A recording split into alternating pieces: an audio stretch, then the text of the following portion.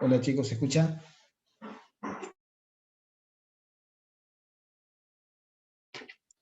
Hola, profe, sí, se lo escucha.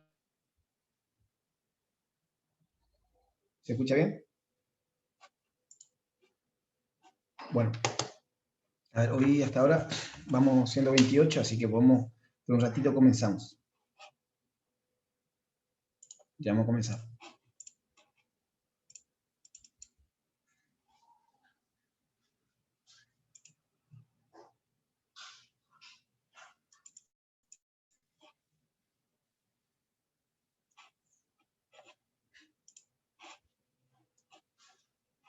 Un ratito más.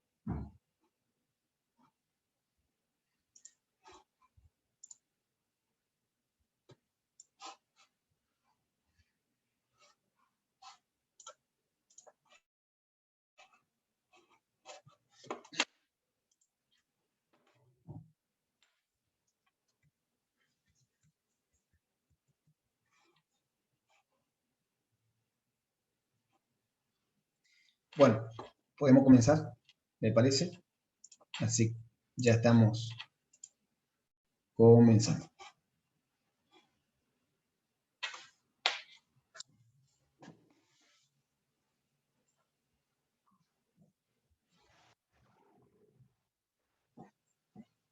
Bueno, a ver, hoy lo que nosotros vamos a ver son propiedades magnéticas, ¿sí?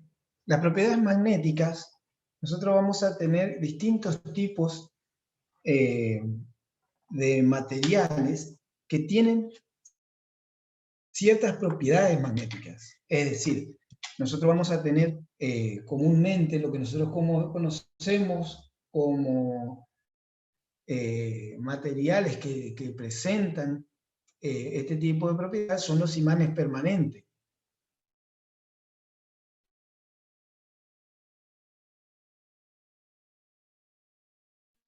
En el caso de los imanes permanentes, nosotros muchas veces, un clavo, cuando acercamos a una limadura de hierro, vemos que existe una atracción sobre esto, ¿sí? Entonces, esas son propiedades magnéticas. ¿Por qué? Porque en ese caso que existe una atracción, nosotros vamos a tener que naturalmente el material tiene ese tipo de, puede producir un campo magnético. Por eso denominamos propiedades magnéticas, es decir, él naturalmente va a tener va a poder atraer esas limaduras a partir de un campo magnético. Pero existe ese tipo de materiales, lo llamamos ferromagnéticos, los que pueden producir imanes permanentes. Pero materiales que tienen otro tipo de propiedades. Por ejemplo, bajo un campo magnético externo, él va a comportarse como un material que tiene magnetismo. O si no, ese sería un diamagnético, que tiene puede tener un pequeño magnetismo. Cuando la magnetización es grande, tenemos que serían propiedades ferromagnéticas, decimos. Cuando el campo es chiquito, va a ser paramagnético, y cuando la sustancia diamagnética, vamos a tener que va a disminuir el campo. Ya lo vamos a explicar un poquito mejor. Véanse ustedes acá, por ejemplo, este sería un toroide. Vamos a generar una corriente y en el otro extremo tenemos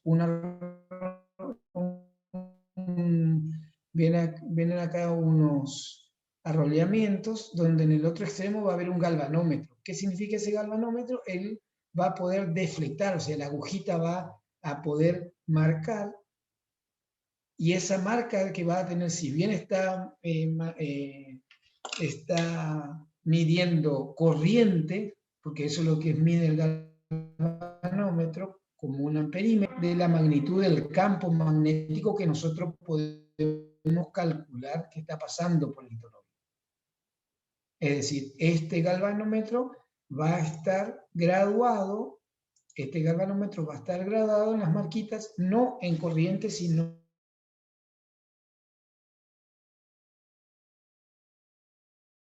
en campo magnético, en valores de, puede ser en Tesla. ¿Se entiende la idea? O sea, él va a poder medir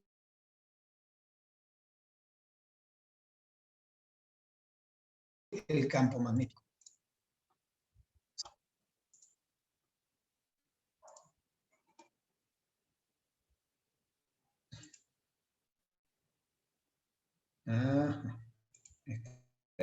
¿Se va entrecortando?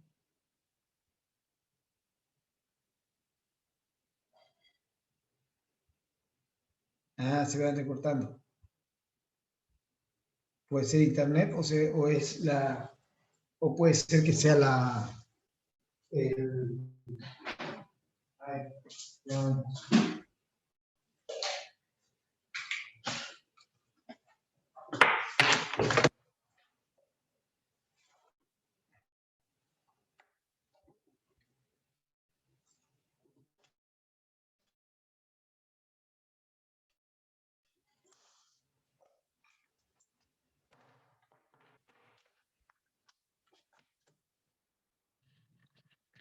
¿Se corta? ¿Y ahora?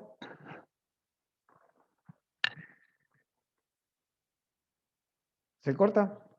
¿O no? Justo ahora cambié. Avíseme cualquier cosa.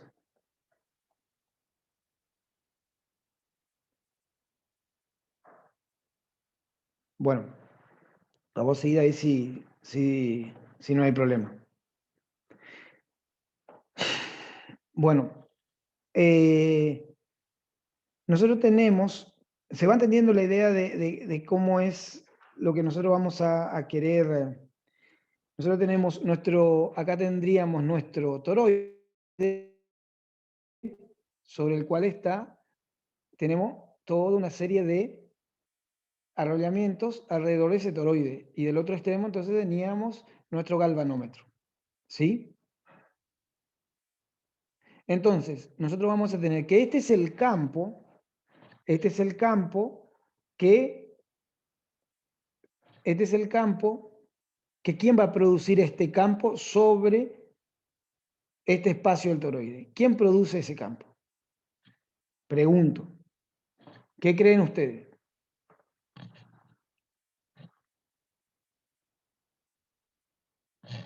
¿Quién produce ese campo? A ver si nos entendemos. El conductor, la corriente del conductor. Las corrientes en el conductor, o sea, debido a N espiras, debido a las espiras, a estas espiras, a esta N espira, vamos a tener un campo acá. ¿Sí? Bueno, entonces ahí nos entendemos. Ese es el campo que va a crear N conductores, sobre el cual está atravesando una corriente I. Ustedes tienen acá, ¿sí? Ustedes tienen acá una corriente.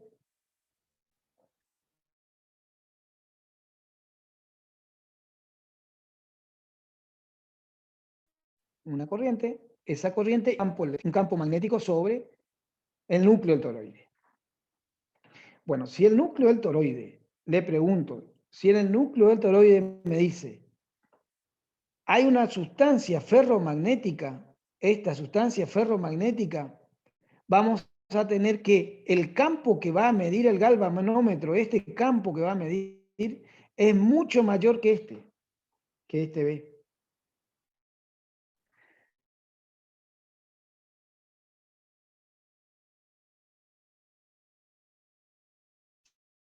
Y el material que está en el núcleo, pero no tanto. Y si fuese diamagnética va a ser menor. Por lo tanto, va a disminuir esa. ¿Se entiende la idea? Entonces, nosotros vamos a clasificar al material, ¿sí?, en función del campo que puede aportar a partir de un campo externo, de una corriente externa aplicada debido a una espira. O sea, si yo tengo, ¿cómo se va a comportar? Si yo le excito, es decir, a este material con un campo magnético externo, si es ferromagnético, el campo va a ser mucho mayor el resultante. Si este toroide tiene un material paramagnético, mayor que el campo resultante, pero no tanto. Si es diamagnético, va a ser menor que el producido por las espinas. ¿Se entiende eso? ¿Se va entendiendo? Bueno, entonces, ¿por qué ocurre eso? Vamos a tratar de entender por qué va a ocurrir eso. Eso ocurre básicamente por lo siguiente. Nosotros vamos a entender, por ejemplo, un electrón, supónganse, este es una espira, ¿no es cierto? Esta es una espira. La espira, en esa espira, como hay cargas, va a producir un campo sobre el eje. ¿Sí? Va a producir un campo sobre el eje. Ahora, como el electrón está girando sobre el núcleo, podemos entender como una espira ese electrón que está girando. O sea, hay una carga neta que está girando sobre el núcleo. Entonces, va a haber un campo producido por el giro alrededor del átomo del electrón, como esa espira. Y a su vez, el electrón gira sobre sí mismo. Al girar sobre sí mismo, podemos entenderlo como una espira nuevamente, ¿sí? Como varias espiras. Está girando la carga, es decir, el electrón, como rota sobre sí mismo, podemos entenderle como varias espiras. Entonces el electrón va a tener un campo propio de su giro sobre sí mismo. Es decir, y a eso lo vamos a denominar como spin. Ustedes ya lo habrán visto en química, y eso lo denominamos como spin, que es el campo magnético creado por el electrón al girar sobre sí mismo. En el caso del material ferromagnético, nosotros tenemos 4 electrones que están girando sobre sí mismo y que no están emparejados. Por lo tanto, van a crear un campo neto. Cada átomo va a generar un campo magnético propio, justamente por no estar alineados esos espines. Eso es lo que hace el material ferromagnético, que es el único, el hierro en el caso, que es el único, el hierro es el único que tiene eso, porque los otros materiales compensan ese spin, van compensando entre sí los espines. Y a su vez, cada átomo también, como tenemos el electrón que gira sobre sí mismo, sobre el núcleo, compensa. Por lo tanto, la mayoría de los átomos no tienen un campo magnético propio. ¿Se va entendiendo la idea? Entonces, volvemos a repetir. En el caso de los electrones tenemos, cuando gira alrededor del núcleo, se comporta como una espira, y a su vez, cuando gira sobre sí mismo, se comporta como una espira, generando un campo magnético. Y en el caso del ferromagnético, en el hierro, nosotros, vuelvo a repetir, son 4 electrones que no están compensados su spin, y por lo tanto sería el átomo naturalmente va a tener un campo producto de ese, por no estar compensados los spines de cada uno de los electrones, de cada átomo de hierro, ¿no? ¿Se va entendiendo la idea? Sí, se va entendiendo. Sí, ingeniero. Bueno, Sí, pero en profe, el ¿se entiende? caso, vamos ahora a ver qué pasa con el diamagnético. ¿Por qué hace que disminuya? En el otro caso, en el paramagnético, tenemos lo mismo que ya lo vamos a explicar, lo mismo que el ferromagnético, solo que el ferromagnético es mucho mayor el campo producto por no compensar los espines. Pero vamos al caso del diamagnético.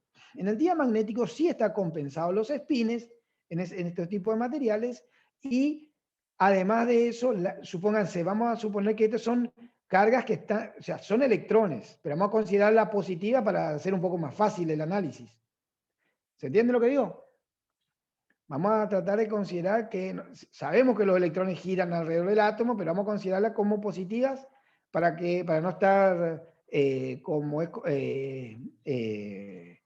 teniendo que hacer porque la fuerza en un electrón es opuesta al caso de una carga positiva, por eso le digo. ¿Sí? Vamos en este caso. Vamos a considerar que la carga que está girando sobre el núcleo es positiva. ¿Sí? Se me da un electrón, vamos a considerar una carga positiva, una carga positiva. Vean qué pasa con el diamagnético. Él gira. ¿Sí?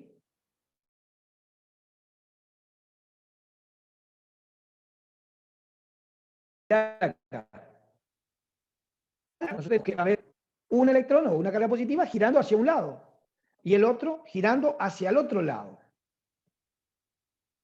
¿Sí? Entonces vean ustedes, esto supónganse que es una espira. El campo creado por esta espira, ¿hacia dónde sale? El campo creado por esta espira si está girando así. ¿Hacia dónde es? Hacia nosotros. Hacia afuera. Saliendo. Hacia nosotros, claro. Exacto. Y el otro electrón que está girando hacia el otro lado, ¿hacia dónde produce el campo de esa espira? Entrando a la pantalla. Entrando en la pantalla. Entonces, en el caso de los diamagnéticos está compensado el campo producto de las dos espiras y no va a producir campo neto. Pero ¿qué pasa cuando yo pongo, como acá en azul, un campo magnético externo? Lo que hace es lo siguiente. ¿Qué pasa con la carga que está a la izquierda? El producto vectorial entre la velocidad y el campo hace que exista una fuerza magnética hacia adentro. ¿Sí? Mayor a la fuerza eléctrica que ya existía antes. ¿Ven que esa es la fuerza magnética? ¿Ven esa? Por lo tanto, la fuerza centrípeta aumenta. Si aumenta la fuerza centrípeta, aumenta, ¿qué cosa? La aceleración angular. La aceleración normal, perdón, la aceleración normal de esa carga que está girando. ¿Se entiende lo que digo? ¿Sí o no? Si aumenta la centrípeta, Sí, profe. ¿se entiende lo que estoy planteando, no? ¿Lo puede explicar de vuelta, por favor? Sí, ya le digo. A ver. ¿Qué pasa con la carga de la izquierda? ¿Qué pasa con la carga de la izquierda? Si aumenta vean que ustedes primero la fuerza centrípeta es la fuerza, acá esta fuerza eléctrica, ¿sí? Cuando no hay, debido a la atracción eléctrica, ¿sí? Esa es la fuerza centrípeta. Ahora, cuando yo pongo un campo externo, ¿qué va a suceder? Como es el caso nuestro que estamos poniendo en el toroide, estamos poniendo un campo externo, ¿sí o no? ¿Sí o no? ¿Se entiende lo que digo o no se entiende? Sí, se entiende. ¿Me siguen? Sí, Entonces, sí. bueno, si yo tengo eso, al poner el campo externo, este campo externo en azul, ¿qué pasa con la carga de la izquierda? El producto de la velocidad por el campo, velocidad por campo, hace que aparezca una fuerza FB. Esta fuerza apunta hacia el centro. Por lo tanto, Claro. lo que aumenta es la centrípeta. ¿Sí o no?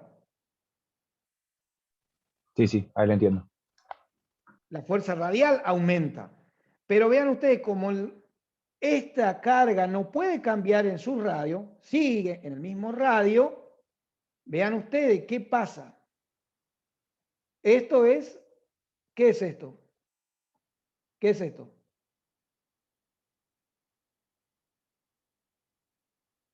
¿Qué es esto? Esa es la fuerza radial, ¿sí o no? ¿Se ve eso o no se ve ahí en la pantalla? ¿Se ve o no se ve? Sí, profe, Sí, estamos se viendo. ve. Esta es masa de la carga por la aceleración normal o centrípeta. El radio no puede cambiar. ¿Sí? El radio con que está girando el electrón, eso no va a cambiar. Lo que va a cambiar entonces, va a cambiar la velocidad. No sé si me entienden. ¿Se entiende eso o no se entiende? ¿Sí o no? Yo no le sigo mucho, ingeniero. Me Bueno, perdí ahí un poco. esta es la fuerza. Vamos con la fuerza. Esta es la fuerza F sub C. ¿Está? Esta es F sub C. ¿Se contrasta?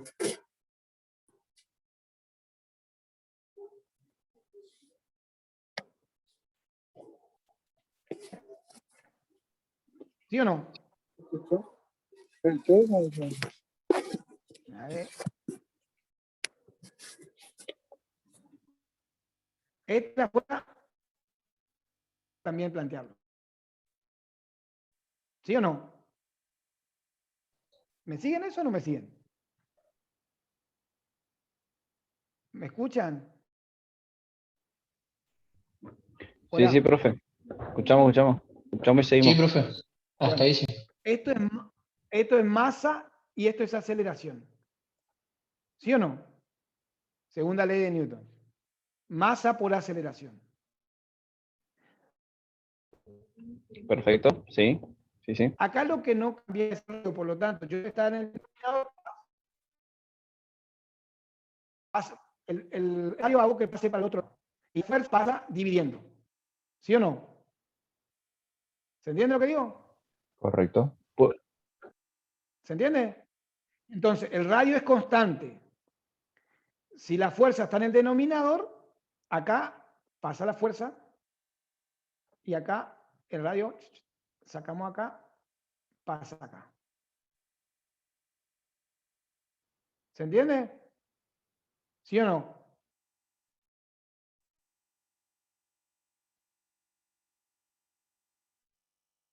¿Se entendió o no? Por lo tanto, si la fuerza aumenta, como es el caso de la izquierda, ¿qué tiene que pasar con la velocidad para que el radio permanezca constante? Tiene que aumentar, por eso aparece esto.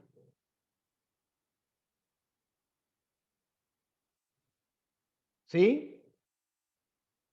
Ahora, si ese es el delta V, ese es el aumento de la velocidad, ese aumento de la velocidad va a producir un campo, ¿cómo?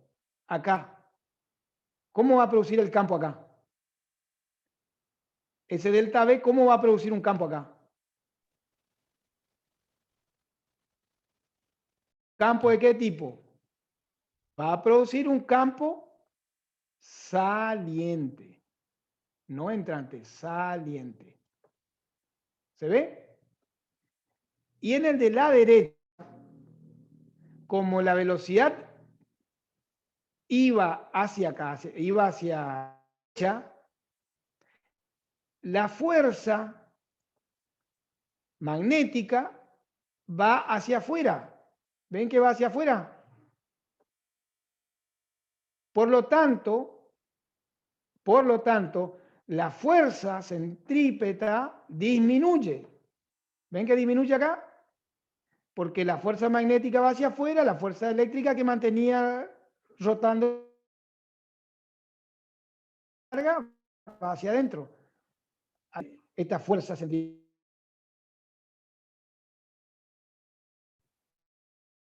Como el radio no debe disminuir, eso es lo que le estaba apareciendo acá. Por eso aparece ese delta V.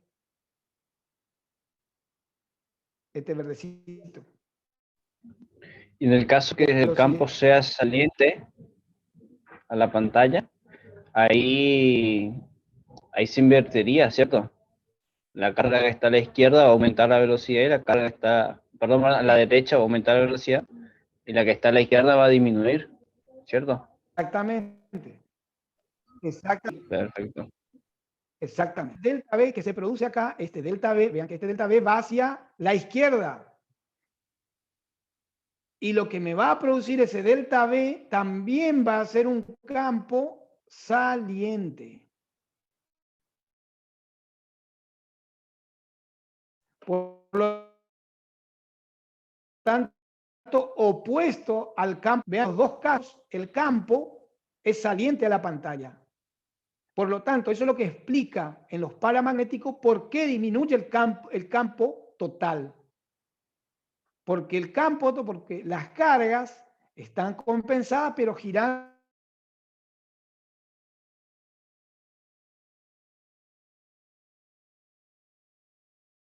en sentido opuesto. Entonces, al aplicar un campo, va de la velocidad. Esa es la explicación.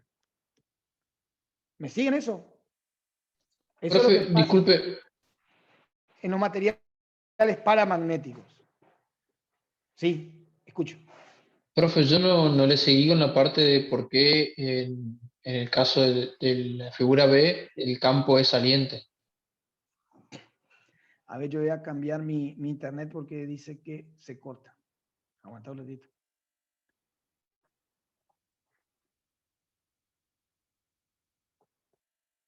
A ver si no se corta. Vamos a ver si.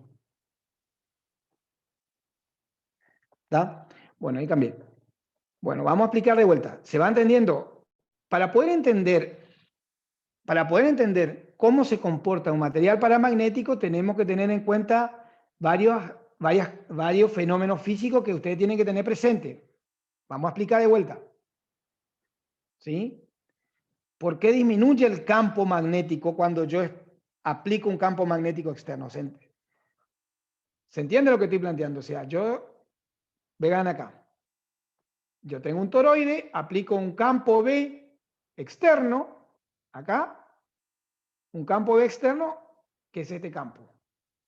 Pero yo mido con mi galvanómetro el campo final que vamos a tener y es menor que este, es menor, o sea que el campo medido acá es menor que el que está aplicado. Eso pasa cuando el material que hay en el toroide es un paramagnético. Y eso es lo que estoy tratando de explicar acá, por qué pasa eso. En los paramagnéticos nosotros tenemos compensado los efectos magnéticos de los electrones porque uno gira para un lado y el otro gira para el otro. Tenemos compensado el magnetismo que produce cada electrón. ¿Se entiende eso? ¿Me siguen hasta ahí? Sí, profe. Bien, entonces. Entonces, veamos acá. ¿Qué tenemos que tener en cuenta para entender eso? ¿Qué tenemos que tener en cuenta? Tenemos que tener en cuenta lo siguiente. Tenemos que tener en cuenta lo siguiente. Vean ustedes.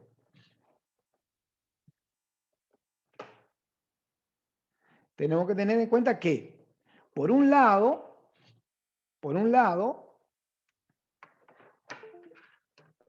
tenemos que tener que el electrón está girando alrededor del núcleo. Lo vamos a considerar positiva nada más porque vamos a considerar positiva simplemente para que sea más fácil. ¿Cómo se mantiene girando? Por medio de una fuerza eléctrica, ¿sí? Que hace la fuerza centrípeta. Como es una fuerza constante, entonces el movimiento es un movimiento rectilíneo uniformemente circular. ¿Sí?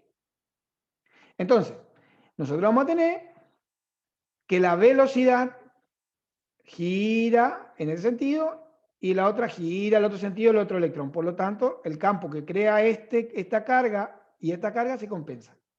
Ahora, nosotros ponemos, como en el toroide, un campo externo, este campo, en azul, este que está acá. ¿Ven? Entonces, ¿qué pasa? ¿Por qué disminuye? Disminuye el campo neto, ¿por qué?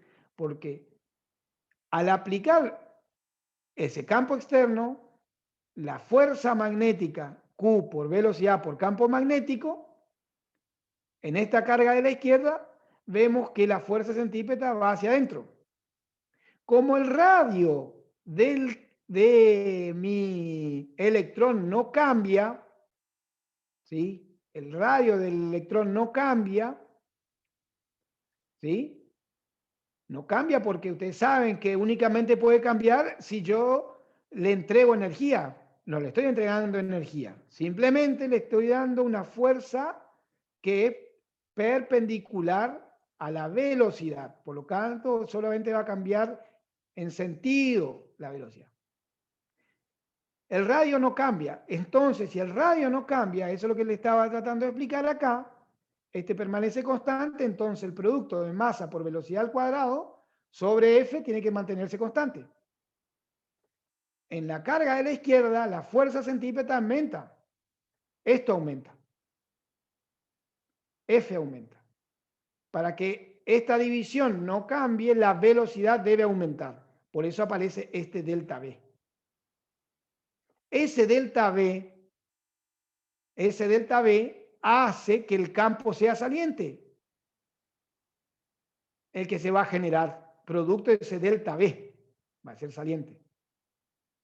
Si vamos a la carga a la derecha, como él gira hacia el otro lado, la fuerza centrípeta o la fuerza magnética va a ir hacia afuera. Como va a ir hacia afuera, la fuerza centrípeta va a disminuir.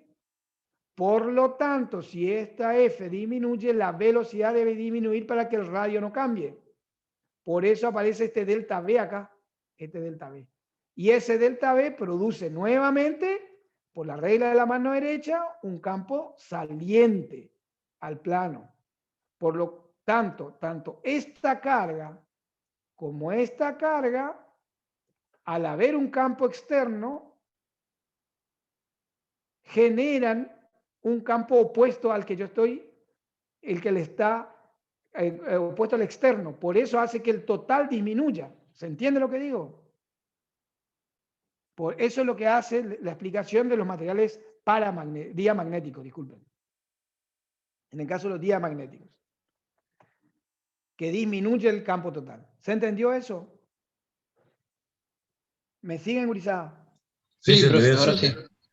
Sí, profe, Esa es. perfecto. Me parece un juego de palabras, pero esa es la causa. ¿Se entendió eso?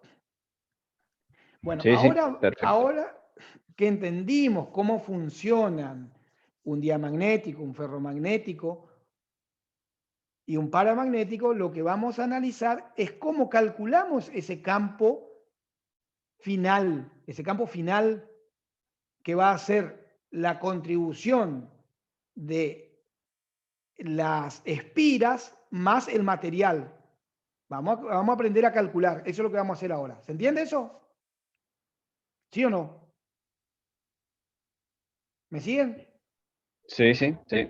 Bueno, vamos ahora a ver si analizamos.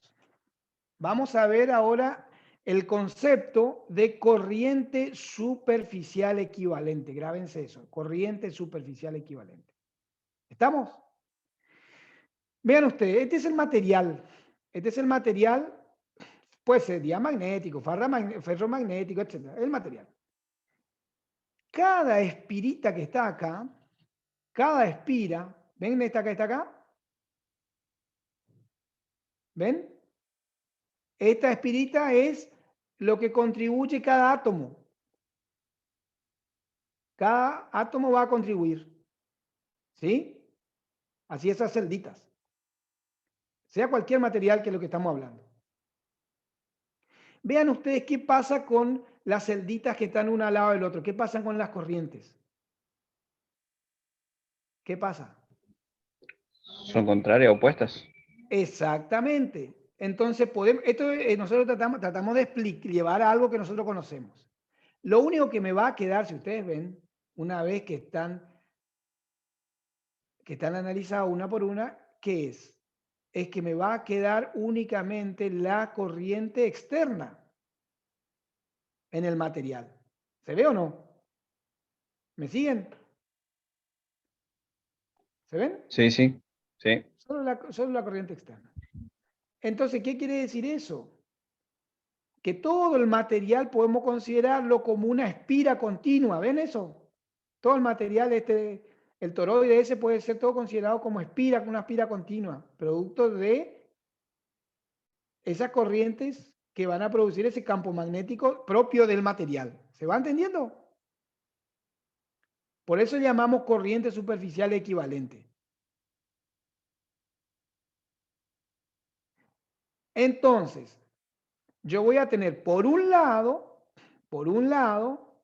esto que está acá, que está en el primer término.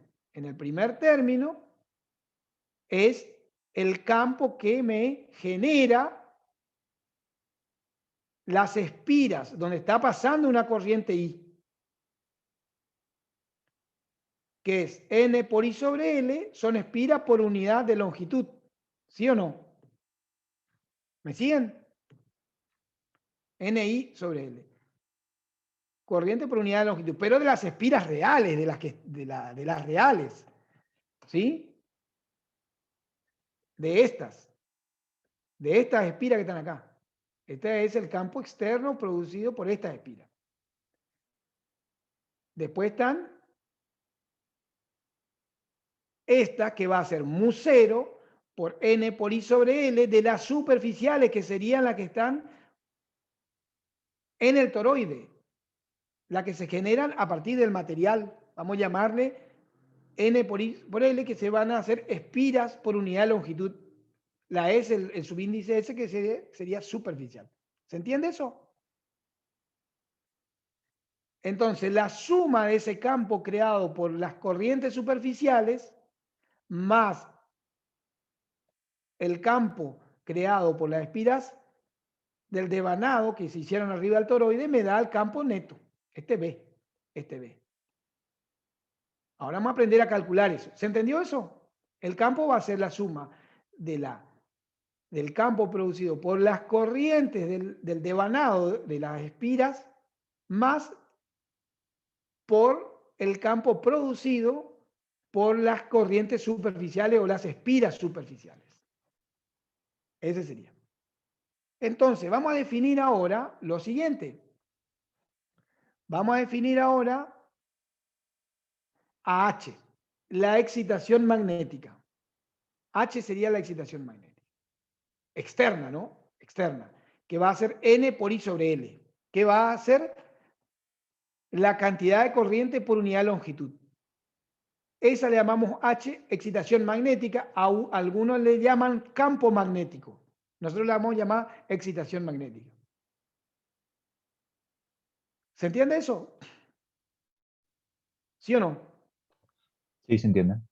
Entonces, yo lo que voy a definir ahora va a ser la propiedad de la sustancia llamada susceptibilidad magnética. Susceptibilidad magnética. ¿Qué va a hacer? Vean ustedes. Yo a esta que está acá, le llamo H. ¿Sí? A esta le llamo H. ¿Sí? A esta que está acá. Esto es H. ¿Sí? Que sería la excitación magnética.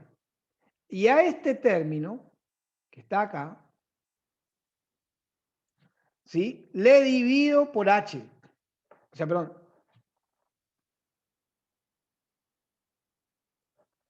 Perdón. A todo este término quise decir. Disculpen. A todo este término que está acá, le divido por H. O sea, es como que saque factor común H. ¿Sí? Es como este H. Saco factor común H, entonces me queda este término, todo este término, dividido H. A eso le llamo susceptibilidad magnética. Que es una propiedad, yo necesito trabajar con números. Nosotros sabemos que en física necesitamos trabajar con números. Entonces a ese cociente le llamo susceptibilidad magnética. O sea que este término, al campo creado por las espiras superficiales, va a ser la susceptibilidad magnética de ese material por H. Ese va a ser el campo. Vuelvo a reescribir. Esto es lo que tenía originalmente al campo total. Entonces el campo total va a ser mu0 por H, que es la excitación magnética externa, más la susceptibilidad magnética por H. Saco factor común H y me queda mu0 por la susceptibilidad magnética. ¿Qué significa esto? Si yo tengo vacío, esto no hay, esto no está. Entonces me queda mu0 por H, como antes. Entonces, este término que está entre paréntesis le llamo permeabilidad magnética del medio, que va a ser mu0, la permeabilidad magnética en el vacío, más la susceptibilidad magnética. A eso lo llamo permeabilidad magnética. Y lo vamos a calcular enseguidita. Entonces, ¿qué me queda con esto? Que ve que el campo va a ser la permeabilidad magnética del medio por H. Si acá es vacío, esto se anula y me queda que la permeabilidad magnética es igual a la permeabilidad magnética en el vacío. Si hay un material, aparece la susceptibilidad magnética. ¿Se entiende? ¿Me van siguiendo? ¿Sí o no? Sí, profe. Sí, se va entendiendo. Perfecto. Es decir, vuelvo a repetir. Yo tengo el campo. Cuando hay un material va a ser el campo de las espiras más el campo del material. Entonces yo trabajo, saco factor común, este N por I sobre L, que sería la excitación magnética, saco factor común y me queda mu0 por la susceptibilidad. La susceptibilidad yo calculo a partir de esto.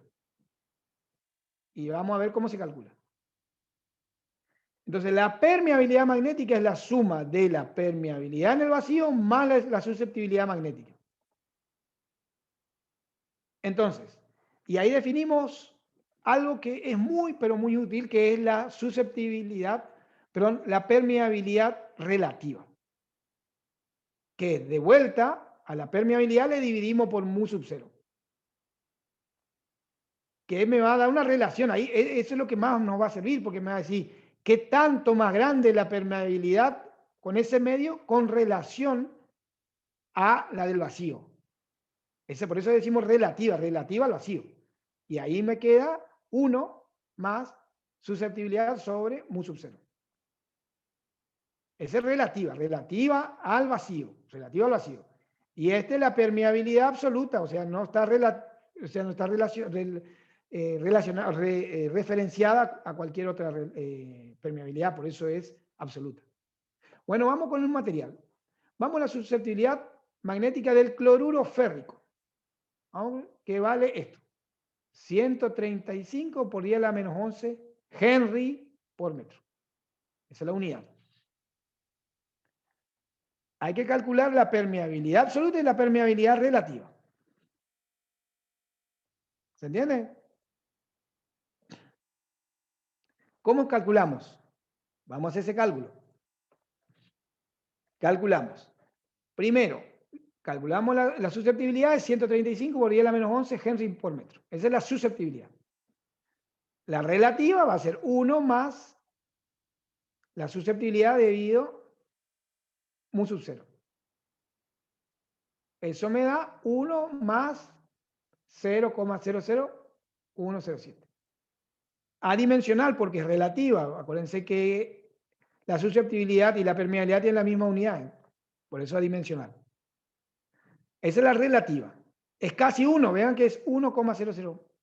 Ahora, mu, que es la absoluta, va a ser mu sub 0 más x sub m. Entonces, de ahí simplemente sumo la permeabilidad del vacío más la susceptibilidad. Eso me da la permeabilidad en la permeabilidad absoluta del cloruro férrico. Ahora, también lo podría haber calculado como la permeabilidad relativa, que ya la calculé antes, ¿sí? Acá, calculé antes, por mu sub 0. Tranquilamente podría, de las dos formas debería dar lo mismo. ¿Se entiende? No es muy complicado. Esto, la susceptibilidad magnética está en todas las tablas. En todas las tablas de física está esto. ¿Sí? Profe, ¿qué unidad sería la susceptibilidad magnética? Henry por metro. Ah, perfecto. Bueno, ahora vamos, hasta ahí no hay tanto drama. Vamos ahora con un ejercicio un poquito más complicado. ¿Sí? Tenemos un toroide, la línea de Rowan. Un núcleo de hierro, cuya circunferencia media, ¿sí? Circunferencia media, o sea, hablando de circunferencia media, le estamos hablando de qué. ¿De qué estamos hablando de la circunferencia media? Sería de la longitud de todo esto acá. En la mitad sería. Esta longitud. ¿Se entiende? Esa es la circunferencia media. Sus secciones de 1 centímetro cuadrado. Está rollado uniformemente con 300 espiras de hilo conductor. Las medidas efectuadas por un galvanómetro, o sea, el que está acá, y una bobina exploradora, que es esta, chiquitita que está acá, que rodea el anillo, ¿no es cierto? Demuestran que cuando la intensidad acá en el devanado, o sea, la intensidad acá, cuando esta intensidad, esta I, vale 0,32 amperes, el flujo acá en esta sección, el flujo en la sección acá, el flujo en el toroide, vale 10 a la menos 6 Weber. ¿Se entiende lo que está dando el dato? Le está dando la cantidad de espiras que tiene el toroide me está dando la corriente que está pasando por cada espira, la sección del toroide, ¿sí? Y el flujo del campo dentro del toroide, que es lo que yo mido con el galvanómetro, estoy midiendo el flujo. Entonces, la densidad de flujo en el anillo me pide. O sea, me está pidiendo B. ¿Cuánto vale B? B me está pidiendo. ¿Cómo calculo? ¿Cómo calculo B? A ver, alguno que me diga. ¿Cómo calculo B?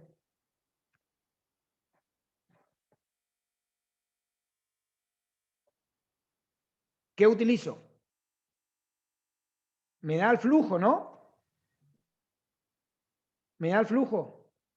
10 a la menos 2 por 10 a la menos 6 Weber. Me da también, ¿qué otra cosa? Me da la sección, ¿sí o no? Entonces el campo, ¿qué va a hacer? ¿Cómo que el flujo a qué es igual? ¿El flujo a qué es igual? Le pregunto. A ver, alguno que me diga. Teniendo la sección, teniendo el flujo, ¿cómo calculo el campo? Campo sobre superficie. ¿Cómo? El El flujo flujo, igual el flujo a qué es igual. al campo por la superficie. Exactamente, al campo por la superficie. Muy bien. Tenemos nosotros, podemos ver que, perdón, nosotros tenemos lo siguiente, que el flujo es que, dijimos, el campo por la superficie. ¿Cómo calculo el campo? Flujo sobre Divido, ¿no es cierto? superficie. Sí. Exactamente. Flujo sobre superficie. Entonces, vamos a tener que ese sería el campo. Ahora vamos a complicar un poquito más. La excitación magnética. La excitación magnética sería lo que me produce, ¿quién? ¿Quién me produce? N por I sobre L. Es decir, es decir, lo que me va, la cantidad de espira corriente por unidad de longitud. Vean que eso va a ser 32 amper vuelta por metro. Acuérdense que esto I está en amper y N en vueltas. Es amper vuelta, decimos, por metro. O sea que por cada vuelta me genera a 32 amperes vuelta por metro. Eso es lo que me va a generar la excitación magnética externa. ¿Se entiende eso o no? ¿Quién me genera eso? Esa excitación magnética. ¿Quién me genera? Su nombre lo dice, excitación magnética. ¿Quién me genera? El exterior, digamos, lo que queremos. La corriente que... Las espiras Eso. Ahí está. las espiras devanadas alrededor del toroide. O sea, todas las espiras me generan 32 amper vuelta de excitación magnética, decimos. Sería la parte, la parte independiente de la materia que ponemos ahí. O sea, por eso llamamos excitación magnética. ¿Se va entendiendo? Ahora vamos a ver cómo yo puedo calcular lo que me pide en el punto C. ¿Qué me pide en el punto C? Ahí sí lo entendemos. El número de amper vuelta por metro de las corrientes superficiales equivalentes. ¿Cómo puedo calcular eso? ¿Se entiende lo que está pidiendo? ¿Se entiende o no se entiende? Vean acá un poquito. Vamos para atrás. Acá. Me está pidiendo esto me está pidiendo los amperes vuelta por unidad de longitud que me van a generar las superficies equivalentes. O sea, lo que me genera el material que yo puse ahí. Lo que yo tengo es H. Calculé B en el punto A. ¿Qué tengo que hacer para calcular esto? ¿Se entiende la pregunta? Sí, sí, profe. El H generado por los materiales, eso es lo que me está pidiendo. Entonces, yo tengo H que es esto, vuelvo a repetir, tengo B que calculé en el punto A, necesito calcular esto. ¿Qué tengo que hacer? Despejar. ¿Sí o no? Profe, ¿y las devanadas, las vueltas del devanado serían las mismas? ¿Son 300 No, o eso? no. ¿Eso tendríamos que calcular? Yo lo que voy a poder, no voy a poder calcular los devanados equivalentes. Sí voy a poder calcular esto nada más, esto. Ah, el conjunto. Ah, El conjunto. perfecto. ¿Se entiende lo que digo? Claro, sí, Y sí, ahora sí. porque son equivalentes, o sea, yo no necesito calcular las vueltas. Necesito generar el H que me va a generar el material que yo tengo. Puede ser es ferromagnético, porque eso era lo que partíamos de ahí, porque eso estaba en el enunciado. ¿Se entiende lo que diga? ¿Sí o no? Sí, sí, sí, perfecto. Bueno, entonces, ¿cómo calculo? Calculo así. ¿Cómo calculo? Simple despejo de esa ecuación que le estaba mostrando. Primero mu0 paso dividiendo, B sobre mu0 menos H. ¿Se entiende lo que dice? De esta ecuación que está acá,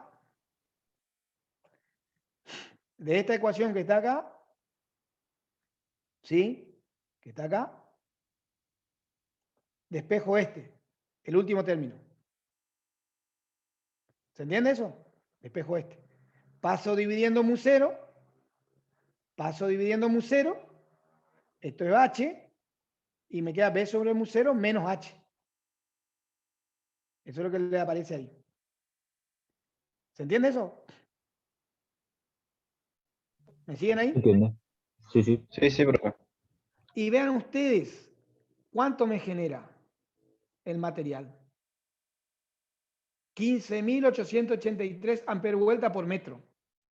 Equivalente. Es como que si yo tuviera 15.000 devanados más. Eso es lo que me genera el material ferromagnético. ¿Y anteriormente cuánto era el valor, profe? Era mucho más chico, ¿no? Y acá está 32. Eso es lo que me genera H, 32 amperes vuelta. Ah, claro, sí, sí. Y Grande el diferencia. material, y eso es lo que hace, por eso sirve poner un material ferromagnético, porque lo que hace simplemente la excitación externa es acomodar todas los átomos del material ferromagnético. Entonces le acomoda todo y entonces todo el material ferromagnético le amplifica ese campo magnético externo. ¿Se entiende lo que digo? Esa es lo que se utiliza con el material ferromagnético. O sea, con un poco de corriente externa, vos ya le acomodás todo el material ferromagnético para que aumente el campo. ¿Se entiende lo que digo? Sí, sí, perfecto. Esa es la finalidad de un material ferromagnético. O sea, vos cuando aplicás un campo externo, vos acomodás la celdita de tal manera que los átomos todos se acomoden. Y entonces potencia ese campo externo. ¿Se va entendiendo? Bueno, ahí calculamos, vamos con la permeabilidad, el mu. Que me dice la permeabilidad. ¿Cómo calculo la permeabilidad? EB sobre H. Eso yo vengo acá, vean acá, eso de acá. Saco acá. El B total, el B en el núcleo va a ser la permeabilidad por H. O sea, la permeabilidad es la permeabilidad del vacío más el material que yo ponga. que es X, que es la susceptibilidad.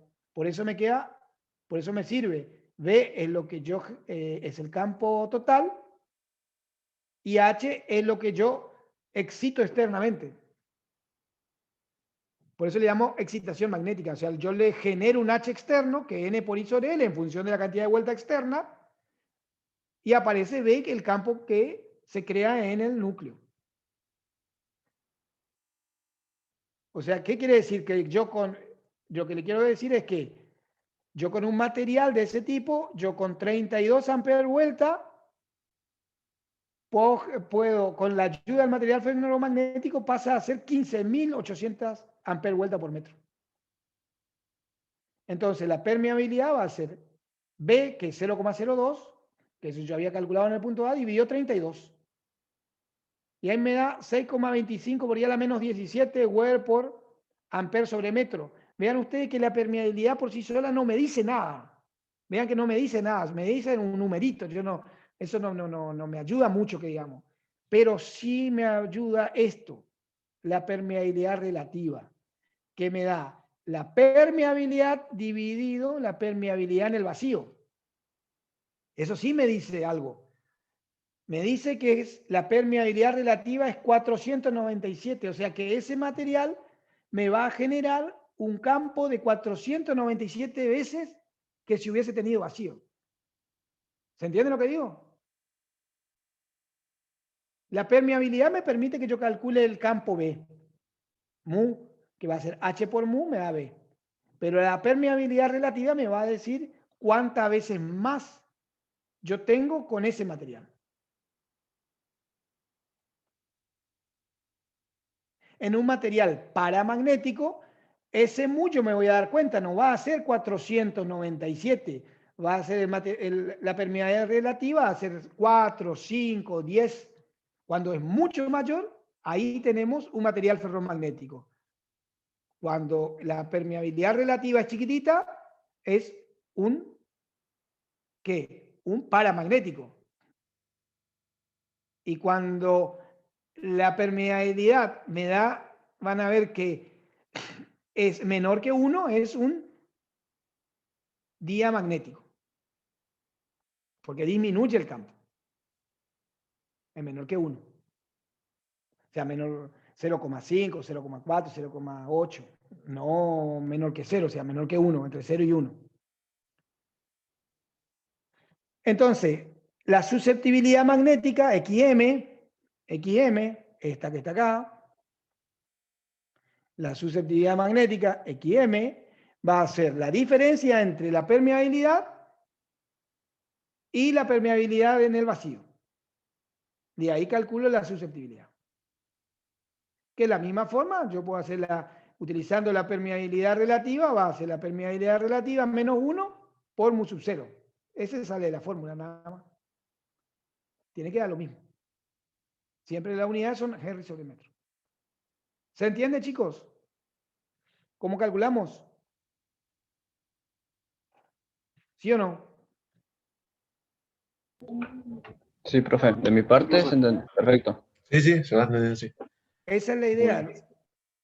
Cuando nosotros trabajemos con transformadores, justamente lo que nosotros vamos a trabajar va a ser con el H, no con el B, porque no nos va a interesar el B, va a interesar el H. ¿Sí? Porque yo en un transformador, yo tengo una corriente de entrada y quiero del otro lado una corriente de salida. No me interesa el B, me va a interesar el H, lo devanado de entrada y el devanado de salida.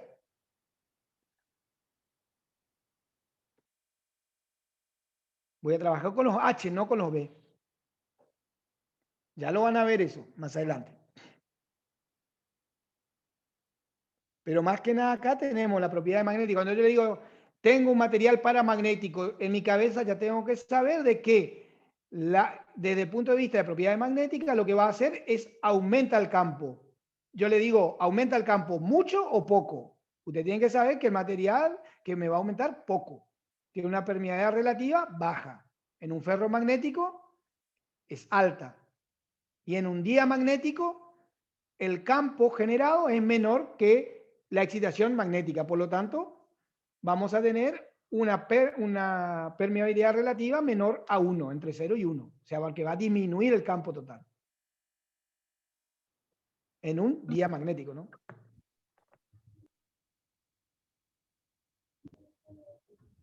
Se podría decir también que en el día magnético no hay mucha diferencia, digamos. En el día magnético disminuye el campo, disminuye, es menor que si yo le aplico una excitación magnética, me va a producir un campo magnético menor al que yo le excito. Ah, claro. Claro, sí, ahora sí En me acordé. En un paramagnético va a ser un poco mayor y en un ferromagnético va a ser mucho mayor. Ah, claro, perfecto. Sí. ¿Se entiende la idea? Sí. ¿Estamos?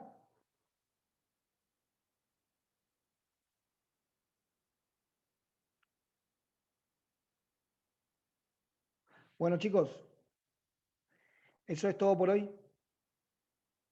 Así que a prepararse nomás, que ya comienza la parte tienen que prepararse para el parcial, hoy van a tener la autoevaluación, así que eso sería.